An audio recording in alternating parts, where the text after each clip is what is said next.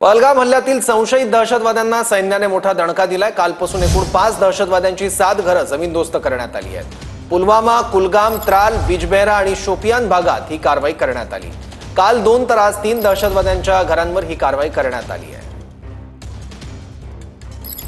संशयित दहशतवाद्यांना दणका, आतापर्यंत 5 घरं उद्ध्वस्त। मुरान, पुलवामा पहलगाम हल्ल्यातील संशयित दहशतवादी एहसान शेखचं पुलवामातील घर उद्ध्वस्त।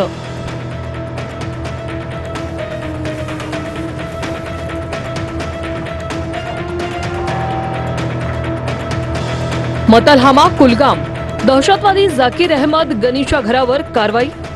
2023 पासून दहशतवादी कारवायांमध्ये सक्रिय। छोटीपोरा, शोपियान दहशतवादी शाहिद अहमदचं घर उद्ध्वस्त। त्राल, पुलवामा दहशतवादी आसिफ शेखच्या घरावर कारवाई। 2018 पासून दहशतवादी संघटनांसोबत काम। अनंतनागमधील आदिल ठोकरचं घर बॉम्बने उडवलं।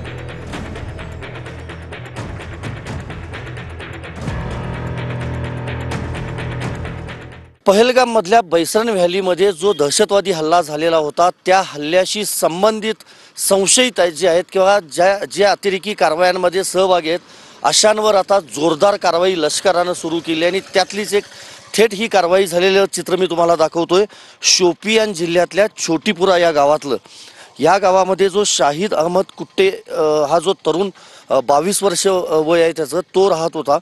हे त्याचं राहतं घर आहे, 2 मजली हे घर आहे आणि मध्यरात्री 11 वाजता लष्कर या ठिकाणी दाखल झालेलं होतं आणि त्यानंतर 1 वाजता ब्लास्ट करून हे घर पाडण्यात आलेलं आहे। काही भाग हा कोसळलेला आहे, आपण पाहतोय घरातलं सगळं सामान विखुरलेलं आहे। याच्या परिवाराचा जर विचार केला तर 2 भाऊ आहेत शाहिदला आणि त्यातला एक भाऊ अजूनही तुरुंगात आहे। बारामुल्लाच्या दहशतवादी कारवायांसंदर्भात त्याला यापूर्वीच अटक करण्यात आलेली होती आणि त्याला सध्या तुरुंगात ठेवण्यात आलेलं आहे।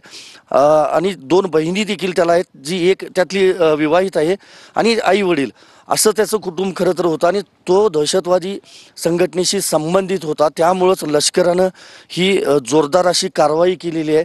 व्हिडिओ जर्नलिस्ट विनोद कुमारसह मी संदीप राजगोळकर, TV9 मराठी, छोटीपुरा, शोपियान, काश्मीर।